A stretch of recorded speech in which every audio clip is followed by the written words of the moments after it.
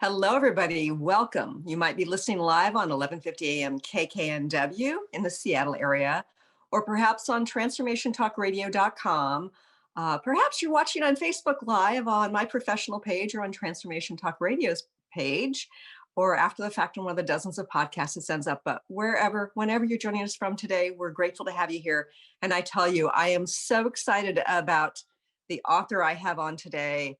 And you don't want to go anywhere because she's had this amazing journey, and it was a journey of what some would refer to as going to hell and back, and yet it means coming back to a new sort of life, and it is a profound journey. But I want to say hello and thank you to Olivia and Benny, and I also want to thank Kyle, who's arranged all this.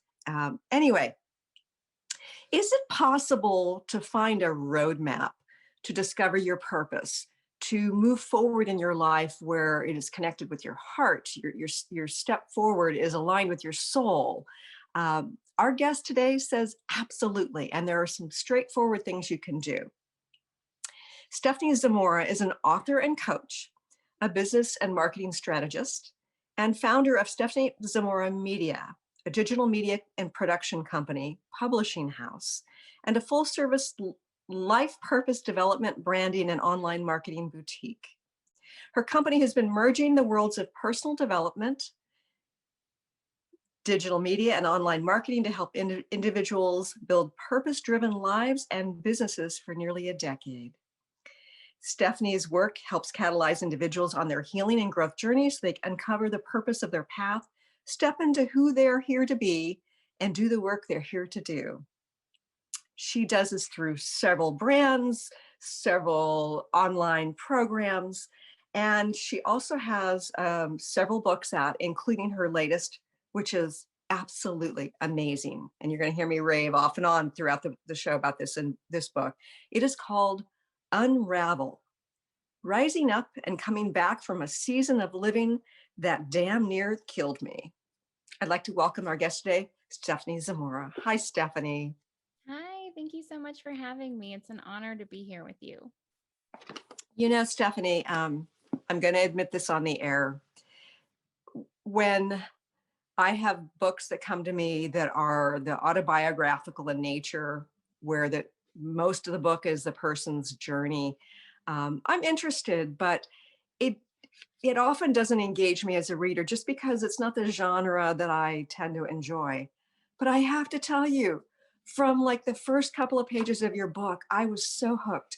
It is an amazing story. You are incredibly raw, vulnerable, and truthful about your experience.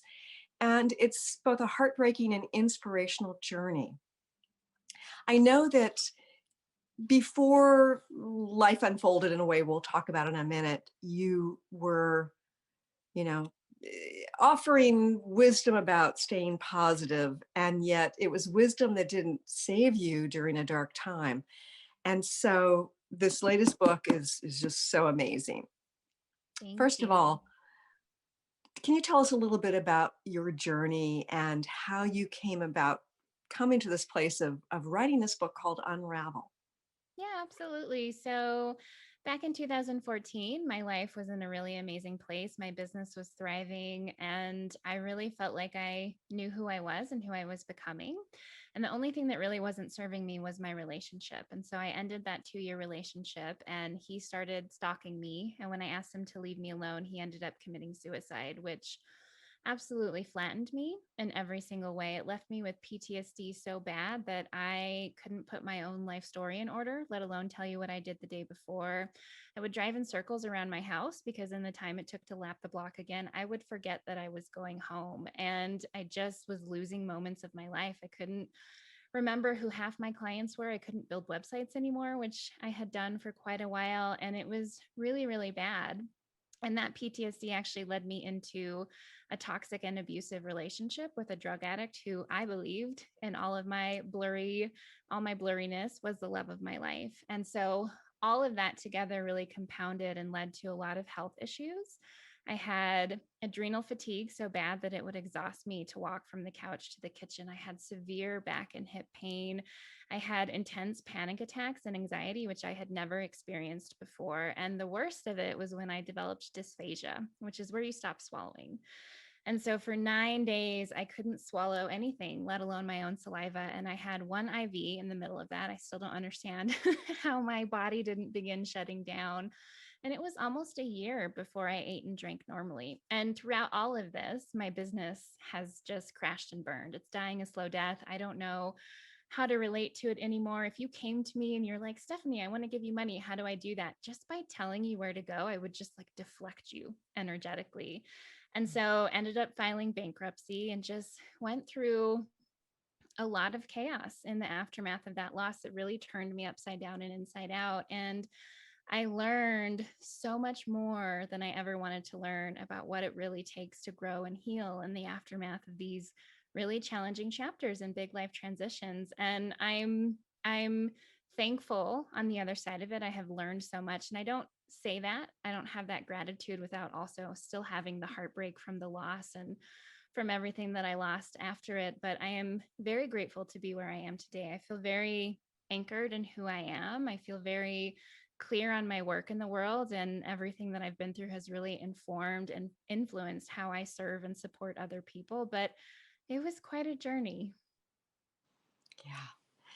And I think about how we can experience loss in a variety of ways. And you could have just experienced the loss of that relationship, somebody you love dearly who you realized you needed to step away from, or somebody you loved who just died in an accident or died of cancer.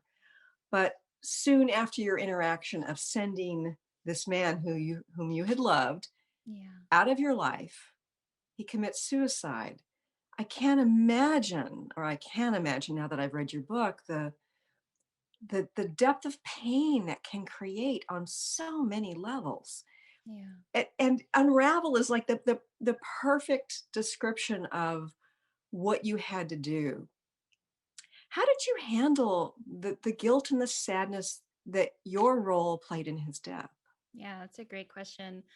I was very fortunate in that my relationship with his parents and his best friend was actually something that got me through it. And he had been keeping all of us at a distance, kind of painting each of us in a bad light for each other. So it's miraculous that we came together at all. And through that, through really sharing my experience and hearing their experience and, getting a fuller picture, that was the starting point. That did not erase or dissolve the guilt by any means. I would say it probably took about 3 or 4 years before I could really say it wasn't my fault. And I could really reflect on the fact that, yes, I had a role in it. I absolutely did. But it ultimately was not my fault. And there wasn't anything that I could have done better or differently. And having lots of conversations what was really powerful for me, like really being in the presence of people, whether it was friends or mentors or even therapists and healers or his family and my family, and having it just constantly put back on me like, this is not your fault, this is not your fault. And it takes a long time to really unpack that. And the thing that I've learned about suicide is that everyone feels guilt. I mean, there were people who had very little interaction with him and weren't even very close to him when he passed that felt guilty. Like, was it because I didn't return that one phone call, or could I have been better in this way? And so I've learned that everyone around someone who commits suicide feels that guilt, and being so close to it and feeling like the reason, that just takes a little longer to process. Yeah. And one of the things, I've known people who have lost loved ones to suicide. And one of the things that comes up for people is not having known. Like, yes, the person may have had issues with depression off and on, or they knew that they were struggling financially, whatever it was. But the guilt that comes from not understanding that step was so close to just kind of diving off into death by choice. Absolutely. And I think that's what's so difficult about suicide loss. I mean, sudden loss of all kinds can lead to PTSD and can be very Mhm. traumatic and can be just absolutely gutting. And with suicide, we never get those answers. And especially if they don't leave a note or there's no clear signals leading up to it, which there was no note and there were no obvious signals that that's what was going to happen. And we can look back and see, oh, this is how he said goodbye to this person and how he said goodbye to that person, but you never get the answers. You never know what went through their mind, what was the breaking point on top of everything else. And that's really hard for us as humans because we're meaning making machines and we need to understand and make sense of things. It's really difficult. And the more that you heal, I will say now, I don't have those questions. I'll never know the answers for sure. And I'll never know how big my role it was or what I could have done differently. But it's just, you have to make peace with, we're never going to know. And it is what it is. And all we can do is figure out, what meaning do we want to make in the aftermath? What do we need to Mhm. do to heal and grow? And how do we want to honor and preserve his memory at the same time? Right. One of the additional things that you had to heal from was not only the questioning of your own possible responsibility in some way or another, but knowing that there were some others who probably blamed you. Yeah. Yes. That takes it to a whole other level. And one of the things that I found fascinating was that you not only had to process your grief, that you ended up having to deal with PTSD. Can you talk a little bit about the difference between the two? Yeah, absolutely. Grief grief is a full body, full mind body experience. I mean, and trauma is too, but grief on its own is just so messy and chaotic. I mean, I had experienced grief like we all have, from loss of friendships or losing a grandparent or a relationship coming to an end, but that kind of grief, so sudden and so unexpected, and then feeling, responsible for it, it was devastating and gutting. And I think I do a fairly good job, which was my intention with the book, of really describing the feeling experience of it, because nobody warned me, not that anyone knew they should, but it was painful. And it's these waves of emotions that don't make any sense. I would be driving along and something would remind me of him. The one I think I put in the book was, a commercial for the next Bond movie. And it just like floored me. I'm screaming, raging at the sky in my car in traffic, just like so angry at him for leaving. And then there would be things that you would think would trigger me, that it was just like, grief is very unpredictable and the waves are intense and they come and they go. And grief never really goes away. It just really shifts. Like our Mhm. relationship to it and what we've lost is really, it just shifts over time. And so it's this swirl of mess and emotions and really not knowing what's going to trigger you and what's not. And the PTSD piece was my brain's way of trying to keep me safe and trying Mm. to help me cope with what had happened. Because with sudden bereavement, which I didn't know causes PTSD, even if we understand the death, if it was a car accident, for example, sudden bereavement, it shifts our sense of safety and security in the world, and it causes us Mhm. to start questioning everything. And add to that suicide with somebody that I, for the first time in my life, in many ways felt safe with, and unpacking all the things around his death that really caused me to question things. My brain just short circuited, and it was like, I let's not focus on anything that will remind you of this loss, that will remind you of the relationship. And so it shuts off parts of your brain. And it's fascinating. And when I really began to understand PTSD, like really learning about the neurological piece of it, I was amazed and actually grateful for my brain. I wasn't grateful for the experience and I didn't want to have to deal with it, but I was fascinated at how hard my brain worked to protect me. I share the story in my book of going home to my dad's house and not remembering where he lived and not remembering being in that house. And I Right. kept pressing. And when I finally remembered, it was because the last time I was there was with my ex who passed away. And so it's how we respond neurologically, emotionally, physiologically to loss in different ways. So my cat who is sound asleep across the room, has decided to be a part of this conversation. Um, One of the things that was so fascinating for me as I read your insights about your journey was that, I mean, I think you say it so eloquently in your book that we think that it's the fall and hitting rock bottom that's the hard part, but you say that's not the hardest part. What is the most difficult part? Yeah, that was very eye-opening for me. The fall is not the hard part. Hitting rock bottom is not the hard part. And it feels like it. It's devastatingly hard and it's physically painful, even if it's something emotional that we're going through. And what I realized is after he passed about 6 months later, I realized I was writing a book about everything I had been through. And I was nowhere near being able to publish it because I was smack in the middle of all of it. But I Sure. began to really study the hero's journey. And for anyone who doesn't know, the hero's journey is a narrative pattern created by Joseph Campbell. And it's 3 different acts and 12 different stages that really make up the journey behind any story, whether it's what we're Mhm. living or a movie or a book or mythology. You can see the hero's journey in all of it. And I started studying the hero's journey to work on writing this book that I didn't know how to write.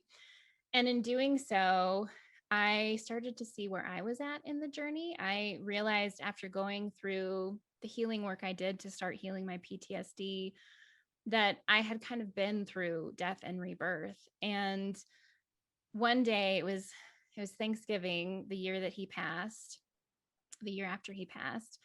And I had this like second coming, it felt like, of grief because here I was approaching all the first year anniversaries.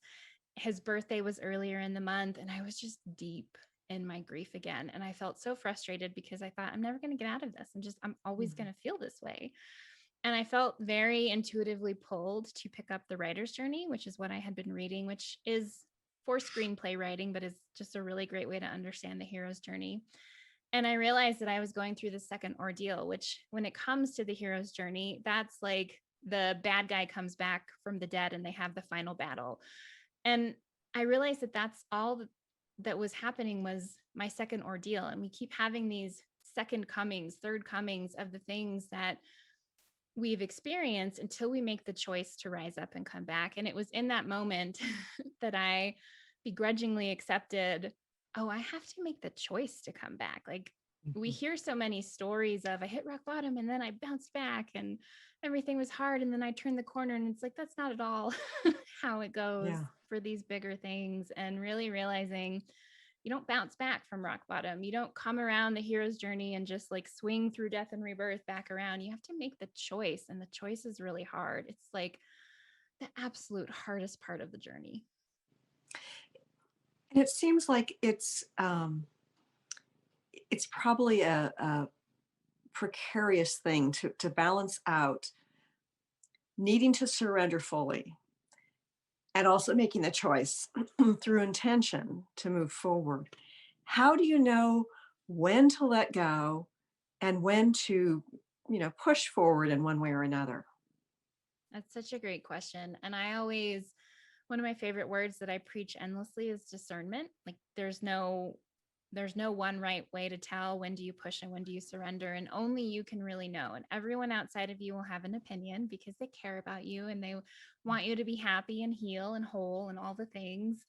And for me, I've had to learn before my loss, I was very much a push, like just get it done, set the goal and make it happen. And there was very little surrender in my life. There was some, but not much. And I had to learn very quickly that when something was hard in certain ways, it's like the flavor of the difficult, it was an opportunity for me to release my grip and to surrender and to allow things to unfold naturally. And sometimes when things were hard, it was discerning that flavor that says, this is hard because my brain is still healing. This is hard because I'm still feeling guilty and I don't believe I'm allowed to thrive and succeed and be Mm. happy. This feels hard because of there's a reason that it feels hard. And that reason is not that it's no longer right for me. The reason is that there's something here for me to heal and work on. And so discerning that is so difficult. And I think it's very much a process of experimentation. I talk a lot about, in the reorienting phase when we're making the choice to come back, there were a lot of things that felt like bumping up against walls where there used to be doors. Like I couldn't be the person I was before. I couldn't function in the same ways anymore.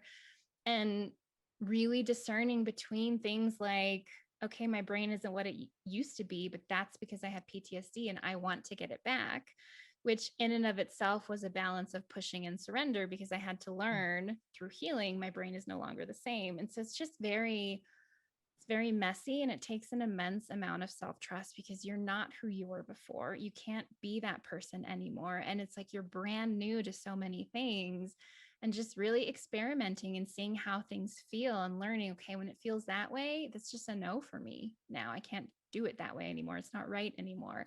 When it feels Right. this way, there's something here to heal.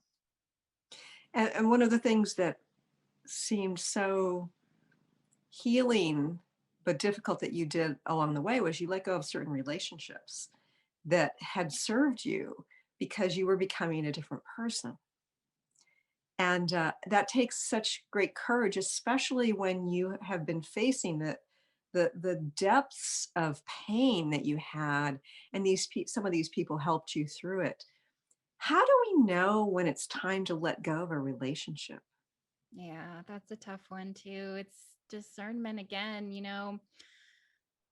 when we're reorienting, which is what I call that phase, and this happens throughout our life all the time, but especially in healing, this constant state of reorienting is waking up every day and engaging with every moment as, who am I now? Who am I in this moment? Not who I was even yesterday or 5 minutes ago, or who I was before, but who am I in this moment? And how does this feel to me? And what do I really want and need? And we have to become ruthless in our healing about what is supportive of healing and what is not. And the thing with trauma, especially, is we can have no parallels in the healing process to the thing that traumatized us, not until we're stronger in our sense of self. And so the abusive and toxic relationship that I ended up in did a number on me. And I had to be very ruthless about, there are certain ways of being, as innocent and unconscious, even well-intentioned as they can be, that are damaging to me and cause me to question myself, that keep me small, that keep me doing things I shouldn't be doing, that aren't right for me anymore. And so even the sweetest of humans that were there for me in the depths of things would do subtle things that were gaslighting, or talking me out of my truth, or getting me to do things that I didn't want to do because they thought it was best for me. And I had to let those people go because it was keeping me stuck and it was keeping me at a certain level. And with reorienting, there's release, which is letting go of all those relationships and having really honest communication, honest and loving, gracious conversation about it. We don't just ghost people. Right. And then sometimes there's renegotiating. Some relationships survived that I tried to let go of, or came back around later when I was more able to be solid in myself. Yeah. And I think about how situations when we're facing any kind of trauma, or we're working to heal a really core aspect of who we are, we can get ourselves into codependent relationships. Yes. And that codependence, it may feel good for a little while, but ultimately keeps us stuck. I mean, and so we have to shift that, or else we don't grow. Yeah. Um, yeah. So one of the things that I also really appreciated about you, as you share your story, is that you let go of a successful business.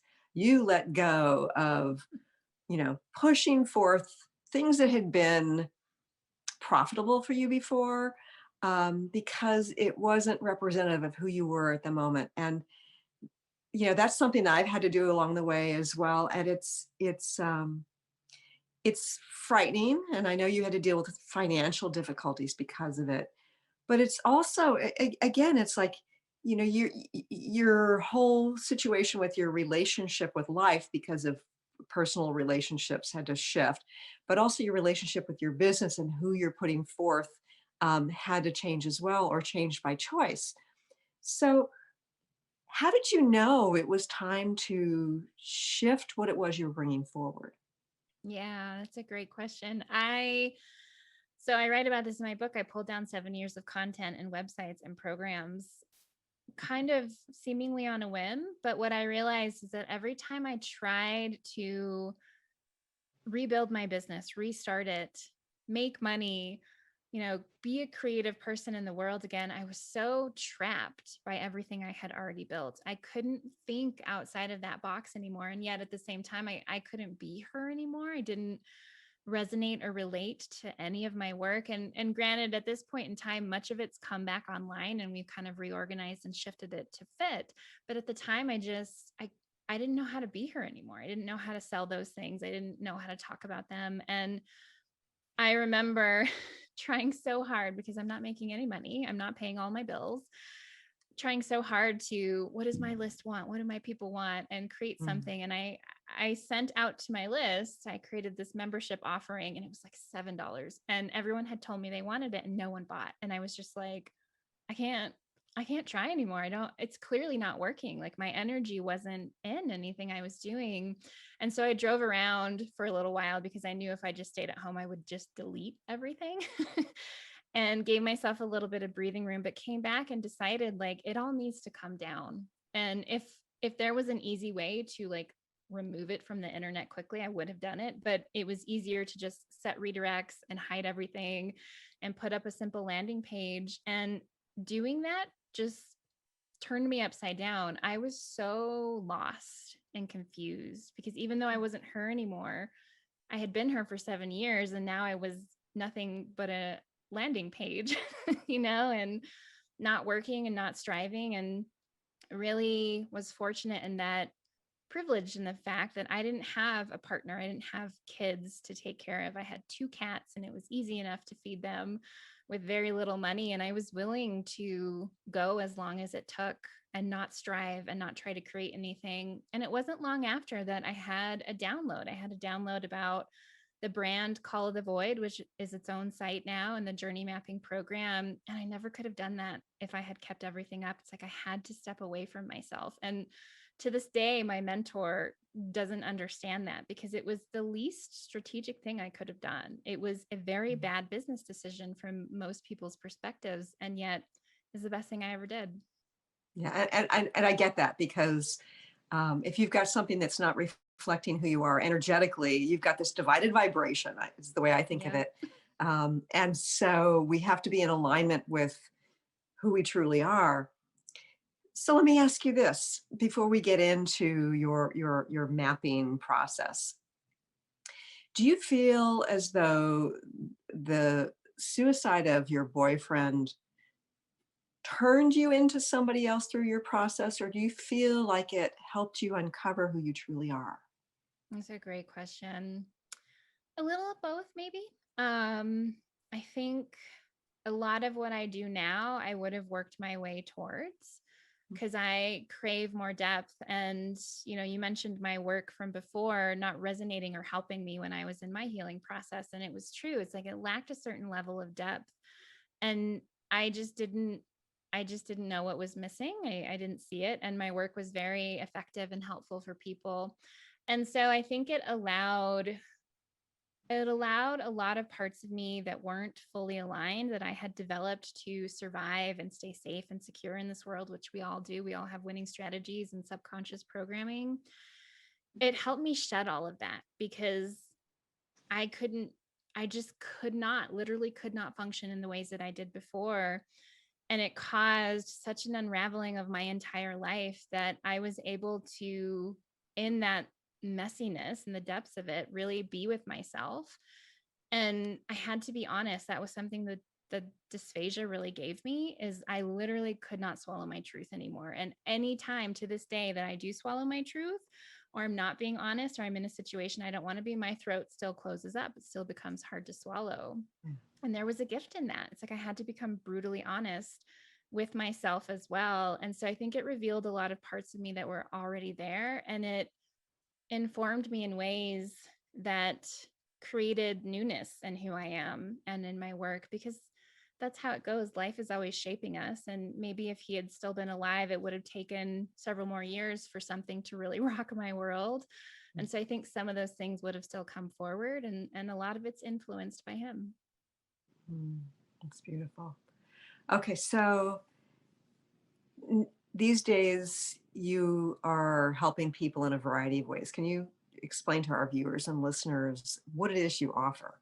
Yeah, I focus on purpose. Purpose is my purpose. And that's always been true. It just has more depth now, like I've shared. And we really help people at all points on the journey to living your purpose. And that starts at one end with the healing and growth work. So, going through a challenging chapter, a big life transition often activates us and our purpose work. And from there, helping people uncover and identify what are your passions and purpose. And I have found throughout my entire career of doing this that once people find their passion and purpose, most of them become very entrepreneurial. They want to do their own thing. They want to put something out into the world, even if it's not full time. And so we help them build brands and businesses and get themselves out there. And then we also do website design and development and marketing strategy. And I'm very multi-passionate, which is why my business is multifaceted. And it's grown organically with me. But I love being able to serve people at all points, because people who come to us who are already established that want to get their brand out on a bigger scale are the same people just years later who went through a challenging chapter or big life transition. They're the same people, just at different points. And I love seeing people live their purpose. We're so much happier and we're so much more effective in the world. So, do you feel like there's an energetic aspect of being in alignment with purpose and business success?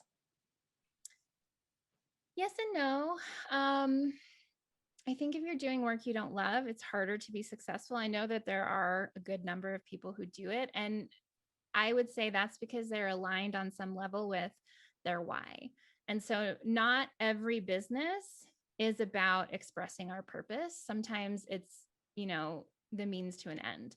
It's giving them the money that they need to have the lifestyle that they want with their family. And so it's not necessarily an expression of their purpose. And so I think it's more about, for businesses to be successful, you have to be in integrity with yourself. You have to be aligned in some way with your why and what you really want to be doing. And you have to believe in what you're doing. And all of us want to contribute. We all want to contribute, and we want to contribute in a way that is true to who we are. And so as long as you're doing that, even if your purpose is primarily to be a mother or to have a farm or to make art, as long as you're still aligned in your business, if that's the way that you choose to make money to support that, then you'll be successful.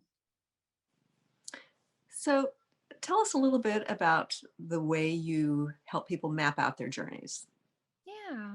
So journey mapping is what I developed after everything that I went through. And it's loosely based on the hero's journey. So there are elements of Joseph Campbell's work in it, but it brings together everything I've found to be essential for really navigating the aftermath of these journeys. And we're all on journeys. And sometimes we're on journeys inside journeys inside journeys. So it can get kind of chaotic and messy, but journey mapping is a 5-phased approach. And the first stage is really preparing for the journey. And you might already be on your journey, but it's about preparing for this work that we're going to do. And it starts with, you have to know yourself.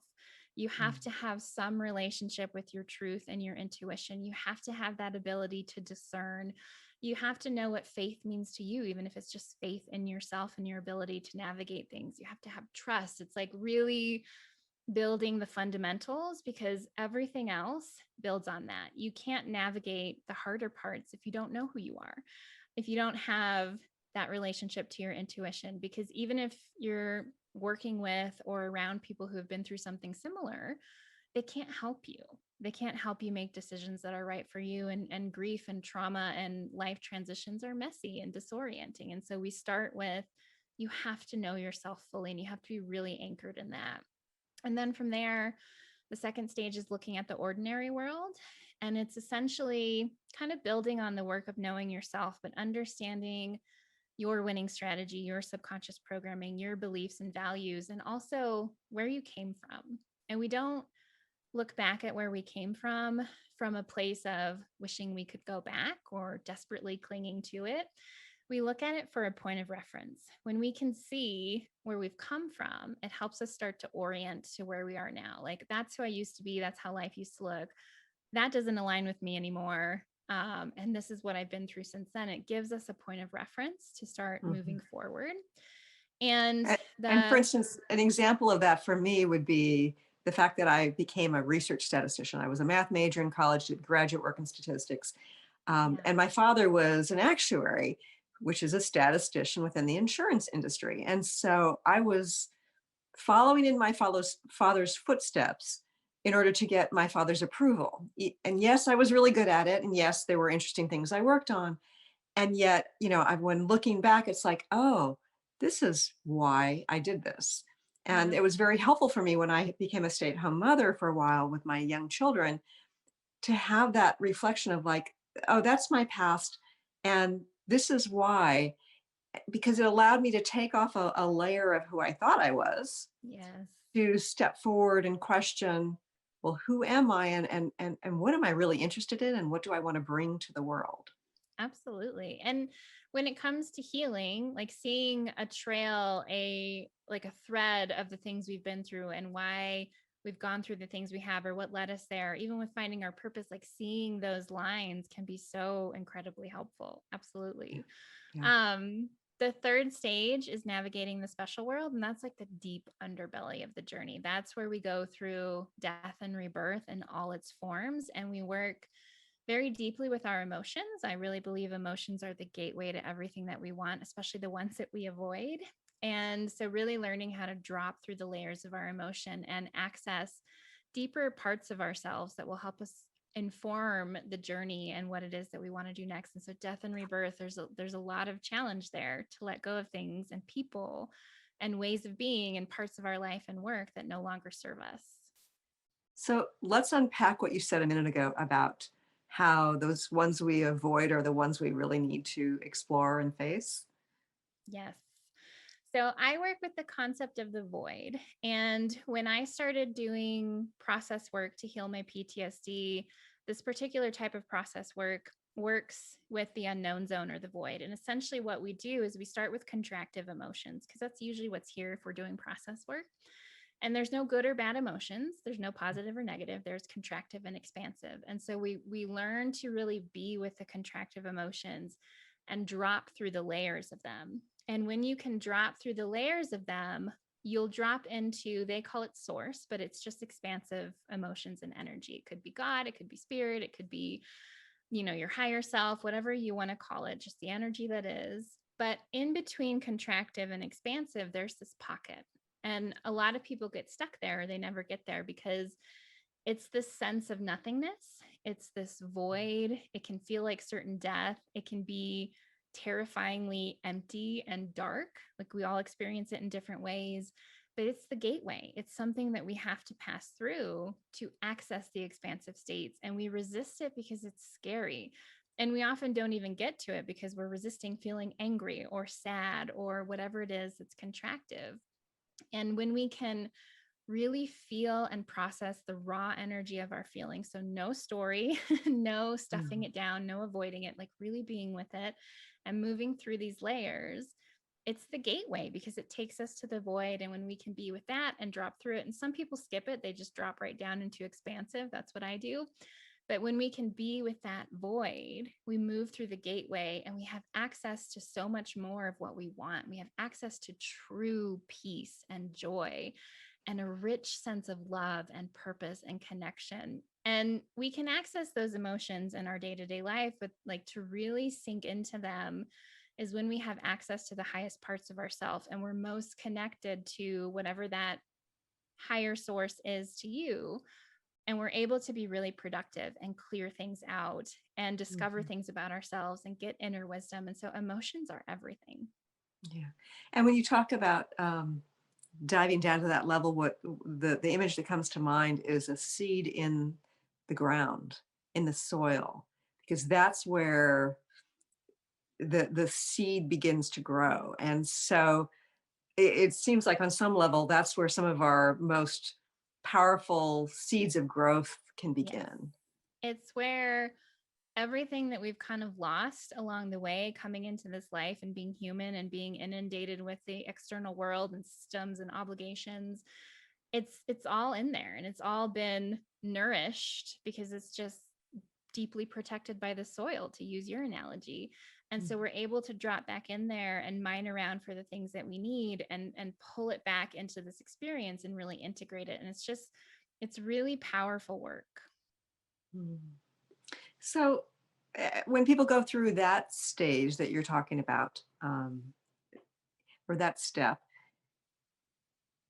does a person need to have a therapist or a good support system? I would say yes. Process work, at least the process work I've done and do, isn't therapy. It's a little bit different.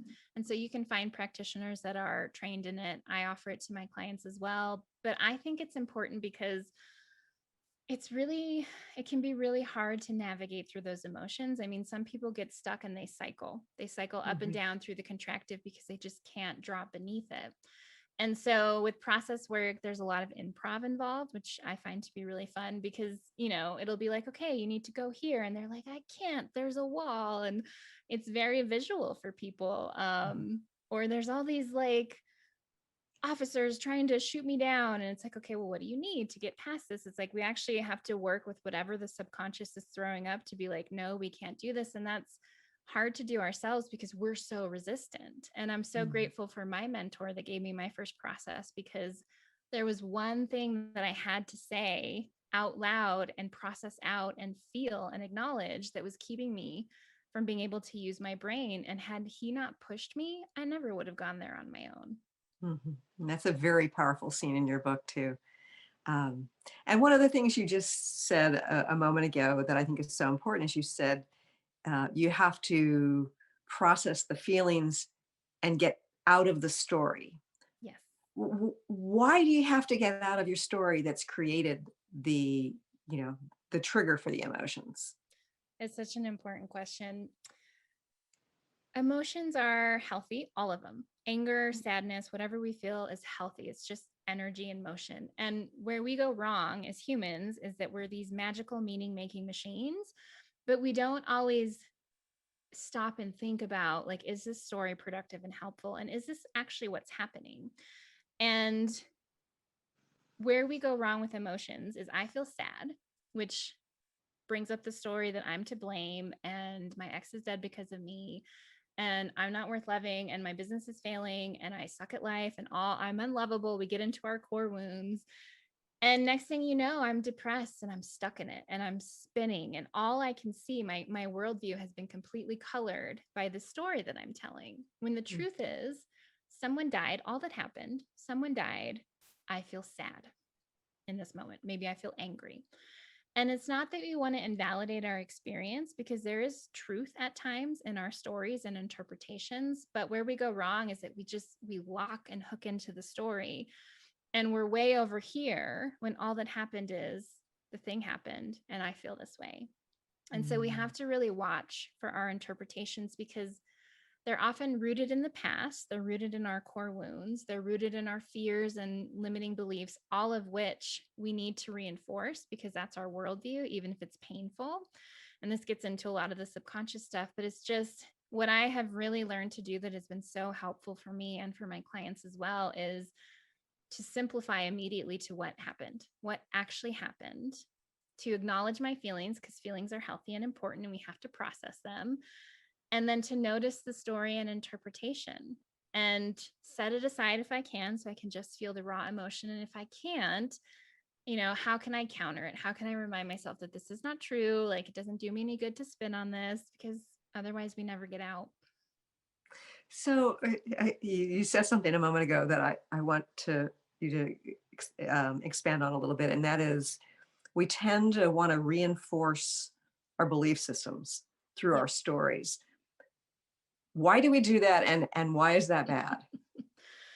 So this is the subconscious piece that I am fascinated by and I love. We all have a conscious and subconscious mind. And the conscious mind gives us the ability to accept and reject information. So if you tell me I suck as a conscious person, I have the ability to accept or reject that. As a child, up until they say between the ages of 5 and 7, our conscious mind hasn't come online yet. So only my subconscious is wide open. So if you tell me I suck, I don't have the ability to accept or reject that. It's just truth. And so for the first chunk of our life, we're receiving information from the systems that we're inside of, from our family, from the people around us. We're seeing what's possible and what's not, what's safe and what's not. And every single one of us has a core wound. And they're usually one of a few flavors. I'm not good enough. I'm not lovable. I'm broken. I'm damaged. And And this, sometimes all of those things yes. together. Yes. Yes. And this locks in and gets reinforced by the things that happen around us and is influenced by our personality type and the things we experience. And it shapes our worldview. So my core wound is that I'm broken and unlovable. And so I go through the world and things happen. And even though that core wound, that belief is painful and nobody wants to feel that, the world doesn't make sense if it's not true. And I've had all these experiences that reinforce it, but that's because that's how I'm interpreting them. And so if something happens and I feel sad and I immediately go into, I knew I wasn't lovable. I knew I wasn't good enough. Even though that hurts and now I'm like really upset and stuck, the world still makes sense. And so we have to understand those deeper pieces. Like now, I went through a breakup recently, and some of the things that happened or that were said trigger my core wound. And it tells me, see, you're not lovable. You're unlovable. And I know that's my core wound and my subconscious trying to make sense of things. And so I can step outside of that and say, no, I just feel really sad. And I understand why my core wound needs things to be different, but that's not what's true. And so instead of being anchored by it or spinning out or feeling worse or becoming reckless or whatever it is that we do to cope, I'm just bummed. And I hear that story chattering in the background, and I'm able to choose new meaning and interpretation that's actually productive and healthy for me.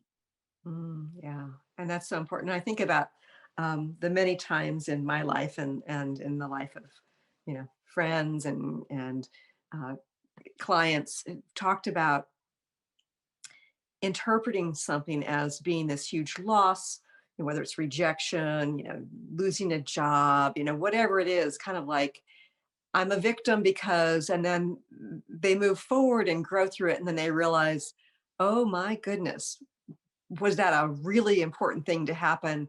And I'm so glad that that other Yeah. path got closed down for me because it allowed something much better to come along. Exactly. Yeah. Yeah. And it just opens you to that process more quickly. It doesn't mean we're not still sad. We're not still hurt. We don't still feel the rejection, but we're not hooked into the interpretation of it. And then we're able to just stay in this life, in this world, and engage with what's in front of us and feed the parts of us that are coming alive versus like, now I'm way over here for months feeling like garbage because of a Yeah. story. Yeah. Okay. So let's get to step 4. I think we're Yeah. on, right? So step 4 is choosing the path for your return, which is that really hard part. You've been through the depths of death and rebirth. You've done a lot of this inner work and healing. And choosing the path for your return is very much the reorienting process, because I've gone through so much and I'm not the person that I was before. So what do I want now? And how do I navigate my way towards that? And as I'm navigating towards it, I have to figure out, oh, these relationships don't feel good. Oh, look at that. 7 years of my work don't resonate anymore. We have to constantly reorient as we gain a new sense of self and step into the things that we feel called towards. And so it's just very surrender based process. Like you just have to be willing to release your grip and your attachment, because you're making your way back, but you're not making your way back as the same person to the same things. And so it's a lot of reorienting, which is really messy and confusing. And then the last stage is just stepping into what comes next. And this is where we're really able to, you're more anchored in who you are and where you want to go. And we're really able to start building and working with things like your winning strategy and subconscious programming that keep certain things from being possible for you, and figuring out like what foundation do you need to lay? What relationships do you need to build? What needs to change in your life for you to really step forward with a new sense of self and purpose based on everything that you've been through? Mhm. Yeah, and the reorientation phase, you're talking about surrender.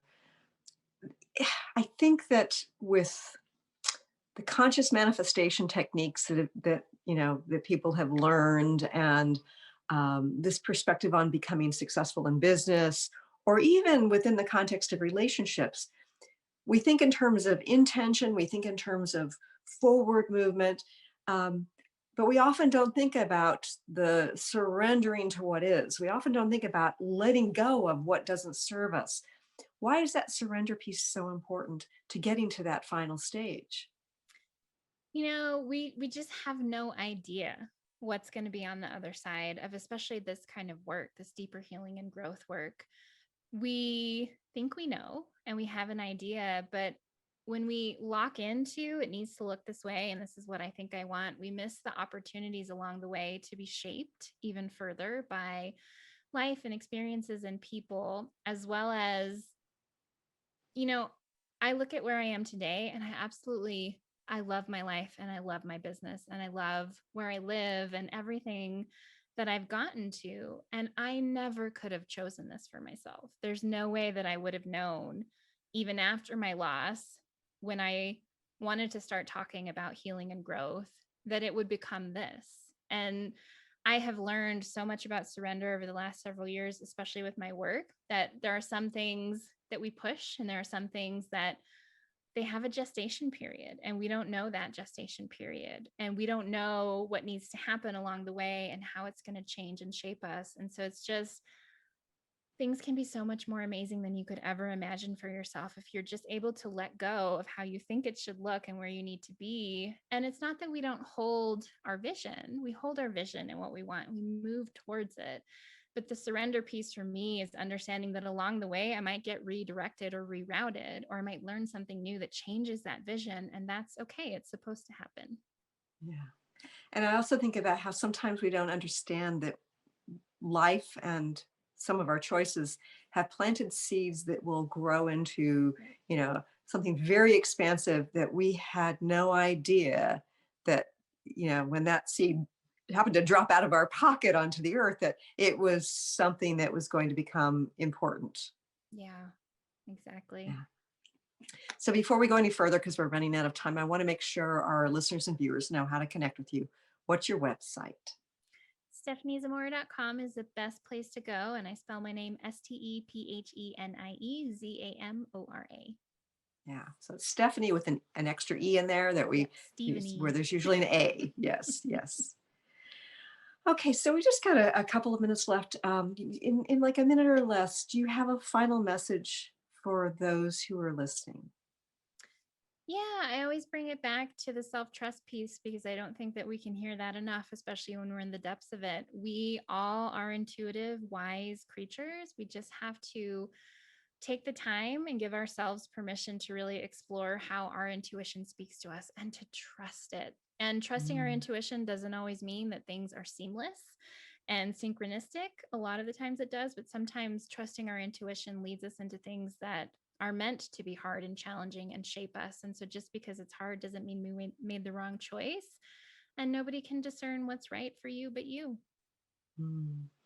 So within the context of the craziness of the last year and a half, um,